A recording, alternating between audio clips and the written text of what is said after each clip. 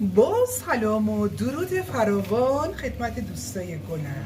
خب اومد همونجوری که بهتون گلش رو داده بودم، امروز میخوام ماهی براتون درست کنم.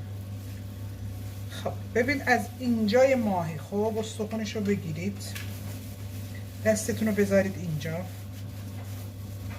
چکینگ استین çıksın آخراجا.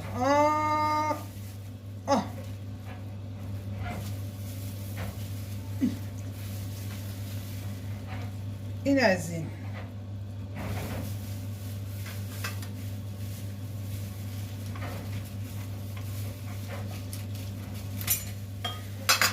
از اون جایی که گرونیه من اینو میذارم اینجا با قاشق. ببینید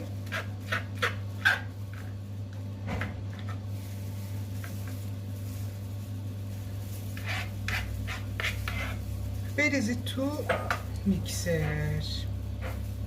نگاه کنید استخون نداشته باشه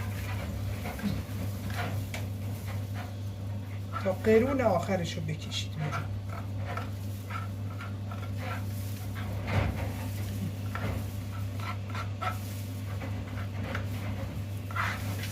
دیدید؟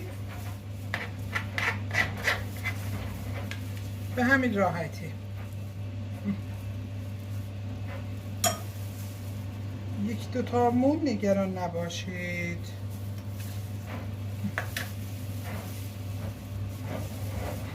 بدون گوشت. حالا گوشت ماهی رو بذارید اینجا، چون این ماهی تازه است گوشتش سری میاد. ببینید با قاشق بکشید، نگاه کنید.